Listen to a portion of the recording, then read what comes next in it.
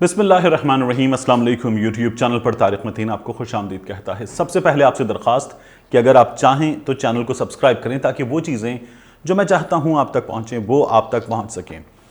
तुर्की और यूनान के दरमियान, बल्कि तुर्की और यूरोपियन यूनियन के दरमियान जो तनाज़ा है वो पेचीदा होता जा रहा है। ये तनाज़ा बिगड़ा है और अब इसमें ताज़ा और मज़ीद बिगाड़ आया है जब अमेरिका ने ये कह दिया है कि वो साइप्रस पर लगाया गया आर्म्स एम्बार्गो, असलहे की जो पाबंदी है वो उठा लेगा। ये पाबंदी उठाने के अमेरिकी ऐलान से जो सूरत हाल है वो और बिगड़ गई है, कशीदगी और बढ़ गई है और मुसलसल तुर्की की ये कोशिश रही है कि वो इन तमाम तर मुल्कों को ये समझाए कि ये जो समंदरी हदूद हैं बहर ओक़यानूस की, ये इस पर उसका हक़ है और ये उसकी हदूद में आती हैं। और यहाँ पर तुर्की का मौक़िफ़ ये है कि जो समंदरी बॉर्डर है, अभी मैं आपको नक्शों से दिखाता हूँ कि ये तुर्की अपने इस मौक़िफ़ को कैसे साबित कर रहा है और तुर्की ने इस मौक़िफ़ को मज़ीद स्ट्रेंथन करने के लिए क्या किया है। दूसरी जानिब जो यूनान का मौक़िफ़ है और फिर यूनान ने अपने मौक़िफ़ को मज़ीद तक़वियत देने के लिए, मज़ीद मजबूत करने के लिए कुछ स्टेप्स किए हैं और फिर यूरोपियन यूनियन की जो तमाम अक़वाम हैं वो साथ आ गई हैं। तो ये सूरत हाल कुछ अजीब हो गई है। एक आर्म्स एम्बार्गो, एक असलहे की ख़रीदारी का जो पाबंदी थी, वो मामला अमेरिका ने आयद कर दिया था साइप्रस पर 1987 में, 1987 में, और अब जो है उसे पार्शली उठा लिया है। माइक पॉम्पियो ये कहते हैं कि हम जो ये कदम है ये हम इसलिए उठा रहे हैं कि रशिया को हम जो है वो रोक सकें, इसका तुर्की से ताल्लुक़ नहीं है। लेकिन जब रशिया को आप रोकते हैं तो रूस और तुर्की अगर साथ साथ हैं तो आप तुर्की को रोक रहे हैं। ये आर्म्स एम्बार्गो उठाते हुए बज़ाहिर ये इंप्रेशन दिया जा रहा है कि तुर्की के ख़िलाफ़ नहीं है, लेकिन दर हकीकत ये तुर्की के ख़िलाफ़ है। और ये अमेरिका एक बार फिर कर रहा है इसराइल कीमा पर, क्योंकि अमेरिका के तुर्की से जो अपने ताल्लुक़ात हैं वो ताल्लुक़ात सर्द गर्म दोनों तरह के हैं, वो ताल्लुक़ात अच्छे बुरे दोनों तरह के। उन ताल्लुक़ात की एक हिस्ट्री है जिसमें अमेरिका और तुर्की के ताल्लुक़ात बहुत बुरे नहीं रहे हैं, अगर बहुत अच्छे नहीं रहे हैं तो भी।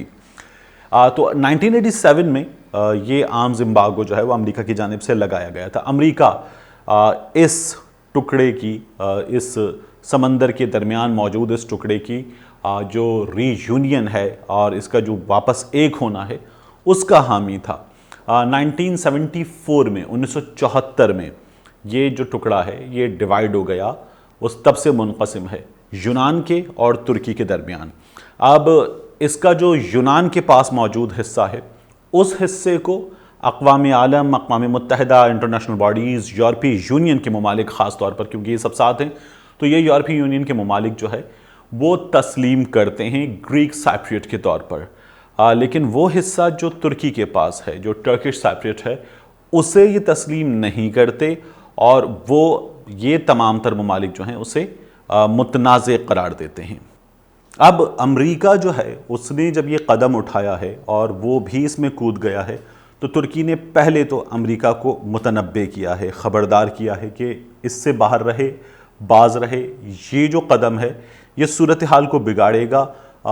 तुर्की ने ये कहा है कि पॉइजनस कर देगा इस तमाम तर सूरत हाल को, तो अमेरिका को इससे दूर रहना चाहिए।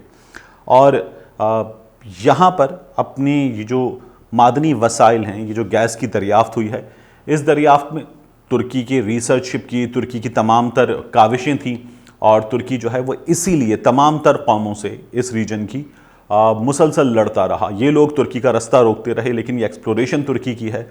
तुर्की उनसे भिड़ता रहा, लड़ता रहा और अपने हक़ पर डटा रहा। इसीलिए रजब तैयब एर्दोग़ान ने कहा था कि जो हमारा है वो हम लेकर रहेंगे, उस पर समझौता नहीं करेंगे, और अगर किसी को इसमें दरमियान में आना है तो आके कीमत अदा करे, हम उसको नहीं छोड़ेंगे। और अगर कोई हमसे बात करना चाहता है तो हम बात करने के लिए भी तैयार हैं। तो यहाँ हुआ ये कि तुर्की ने, आप नक्शे में देखिए, तुर्की ने लीबिया के साथ एक मुआहिदा किया और लीबिया के साथ ये मुआहिदा जो है करके तुर्की ये कहता है कि ये समंदरी हदूद, अब अगर आप नक्शे में देखें तुर्की के सामने, लीबिया से अगर आप लीबिया में खड़े होकर जायज़ा लें तो आपको नज़र आएगा कि कोई 90 डिग्री से कुछ कम पर, 80 डिग्री पर सामने तुर्की मौजूद है اور یہاں ترکی نے کہا کہ اب یہ سمندری حدود اس معاہدے کے بعد ہماری ہیں اور یہ ہمارا جو ہے وہ ایکسکلوسیو اکنامک زون ہے، EEZ ہے، اور اس پر ہم کام کریں گے۔ اس چیز کا توڑ کرنے کے لیے ابھی ریسنٹلی یونان نے، گریس نے ایک معاہدہ کر لیا مصر کے ساتھ۔ اب ایجپٹ اور گریس کے اس معاہدے میں بھی اگر آپ یہاں کھڑے ہو کر مصر میں نقشے سے جائزہ لیں تو آپ کو سامنے گریس نظر آئے گا۔ اب یہ دو لائنیں ایسی بن جاتی ہیں جو ایک دوسرے کو کاٹ رہی ہیں، لیبیا سے ترکی تک اور یہاں مصر سے یونان تک، اور اب پھر جو قانونی لڑائی ہے، جو حق کی لڑائی ہے، جو معاہدہ کرنے کے نتیجے میں لڑائی ہے، جو یہ کہہ رہے ہیں کہ جی یہ ہمارا ہے اور ہم دو ملکوں نے بھی اگر یہ معاہدہ کر لیا ہے کہ یہاں سے یہاں تک، تو ہمارا جو ایکسکلوسیو اکنامک زون ہے وہ بڑا ہو گیا، ترکی نے یہ کہا، اور اب ہم یہاں لیبیا کی سمندری حدود سے لے کر اپنی سمندری حدود تک ہم اسے اپنا ایکسکلوسیو EEZ کہتے ہیں اور اس میں ہم کام کریں گے۔ یہی کام پھر بعد میں کیا یونان نے مصر کے ساتھ مل کر اور ایک معاہدہ کر لیا کہ یہاں سے یہاں تک ہمارا ایکسکلوسیو اکنامک زون ہے اور ہم اس میں کام کریں گے۔ نیٹو کے یہ دونوں رکن ممالک ہیں، نیٹو جو ہے اس نے یہ کوشش کی، اس کے سربراہ نے، کہ ان کو بٹھا لیا جائے، بٹھا کر بات کر لی جائے اور معاملہ جو ہے وہ گفتگو سے حل ہو جائے، لیکن ایسا ہو نہیں سکا۔ اب نیٹو جو ہے اس میں امریکہ بھی شامل ہے، اس میں ترکی بھی شامل ہے، اس میں یونان بھی شامل ہے۔ اب یہ جو سچویشن ہے، اس سچویشن میں ترکی یہ چاہتا ہے کہ معاملات بات چیت سے حل ہو جائیں۔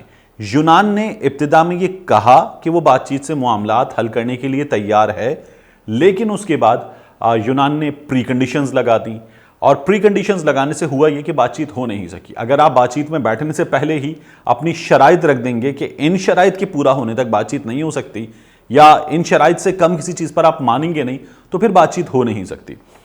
یہ معاملہ ہوا، نیٹو کے پھر بھی سربراہ نے یہ کوشش کی کہ یہ بات چیت ہو جائے، یونان مان گیا، پھر یونان بات چیت سے بھاگ گیا۔ اب ترکی کی وزارت خارجہ کا یہ کہنا ہے کہ یونان جھوٹ بول رہا ہے اور یونان کے جو ساتھی اور اتحادی ہیں یہ غلط کھڑے ہوئے ہیں۔ یہاں پر سچویشن میں نے آپ کو بار بار بتایا کہ جو فرینچ نیوی ہے، جو گریک نیوی ہے، پھر اس کے ساتھ ساتھ UAE نے اپنے جہاز بھیج دیے، مصر ان کے ساتھ کھڑا ہوا ہے۔ اب اس تمام صورتحال میں جو انٹرنیشنل ریلیشنز کے کسی اسٹوڈنٹ کے لیے دلچسپ ہو سکتی ہے، یہ اس ریجن کے لیے، پوری دنیا کے لیے ٹینس سچویشن ہے، جہاں ریسورسز کی لڑائی ہے۔ اس لڑائی میں ایک چیز اور ہوئی ہے اور وہ بڑی ہے۔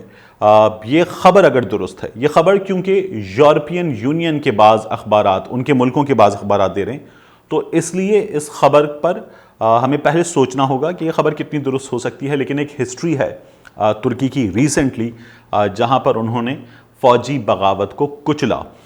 ہوا یہ کہ رجب طیب اردوان نے حکم دیا اپنی افواج کو کہ یونان کو سبق سکھانے کے لیے ان کا ایک بحری جہاز غرق کر دیا جائے، اسے مار ڈبویا جائے۔ تو یورپی یونین کا ایک اخبار جو ہے وہ یہ خبر دے رہا ہے کہ رجب طیب اردوان کو ان کے جنرلز نے یہ مشورہ دیا کہ ایسا نہ کیا جائے۔ رجب طیب اردوان یہ چاہتے تھے کہ ایک میسج دیں یونان کو کہ وہ غلط کر رہا ہے، وہ اس سے پہلے ببانگ دہل کہہ چکے کہ ہمارے جو رستے میں آئے گا اسے ہم مار گرائیں گے، لیکن رجب طیب اردوان کو یہ مشورہ دیا گیا کہ ایسا نہ کریں، ہماری اکنامک کنڈیشن جو ہے وہ بہت بہتر نہیں ہے۔ رجب طیب اردوان نے اس وقت یہ بتایا کہ ہماری اکنامک کنڈیشن ہی تو بہتر ہونی ہے جس کے لیے ہم یہ فائٹ کر رہے ہیں، اور اسی کے تو یہ خلاف ہیں، لیکن انہیں یہ مشورہ دیا گیا کہ ایسا نہ کیا جائے۔ اخبار تو یہ رپورٹ کر رہے ہیں کہ یہ حکم ماننے سے تقریباً انکار کر دیا گیا اور کہا گیا کہ اس سے جو ہماری اکانومی ہے وہ چونکہ جنگ جو ہے وہ معیشت کے لیے تباہ کن ہوتی ہے، وہ اور بگڑ جائے گی، اس لیے ایسا قدم اٹھانے سے باز رہا جائے۔ مگر یہ خبر آپ کو ڈیلی صبا پہ، TRT ورلڈ پہ، کسی اندلو پہ، کسی اور ٹرکش ویب سائٹ پہ نہیں ملے گی، لیکن اس خبر میں تھوڑا سا وزن اس لیے بین الاقوامی تعلقات کے جو اسٹوڈنٹس ہیں ان کو اس لیے نظر آتا ہے کہ ترکی نے ریسنٹلی ایک آرمی جو کو ہے اس کو ناکام بنایا تھا، اور اس کو ناکام بنا کر رجب طیب اردوان کی جو قیادت ہے اس پر مہر لگائی تھی، تو اس لیے اس خبر میں تھوڑا سا وزن ہے۔ صورتحال جو ہے وہ دلچسپ ہے، لیکن اس صورتحال میں سب سے بڑی بات یہ ہے کہ یورپین یونین کے تمام ممالک، ان کے ساتھ امریکہ، کچھ دھوکہ دیتے اپنے مسلمان ممالک، لیکن اس کے باوجود بھی رجب طیب اردوان اپنی جگہ ڈٹے ہوئے ہیں. انہوں نے جو فیصلہ کیا ہے کہ وہ ترکی کے لیے ان معدنی وسائل پر کوئی سمجھوتا نہیں کریں گے، وہ اپنے فیصلے سے پیچھے ہٹنے کو تیار نہیں ہیں. اور اس فیصلے میں جو رشیا ہے وہ ترکی کے ساتھ کھڑا ہے، تو ترکی کی طاقت اور ترکی کا ویٹیج کچھ بڑھ گیا ہے. مگر یہ صورتحال بین الاقوامی تعلقات کی کسی بھی اسٹوڈنٹ کے لیے بہت دلچسپ بھی ہے، بہت تشویشناک بھی ہے، اور یہ ڈیولپنگ اسٹوری ہے جس کو مسلسل فالو کرنے کی ضرورت ہے. ملتے ہیں آپ سے اگلے ویلاگ میں.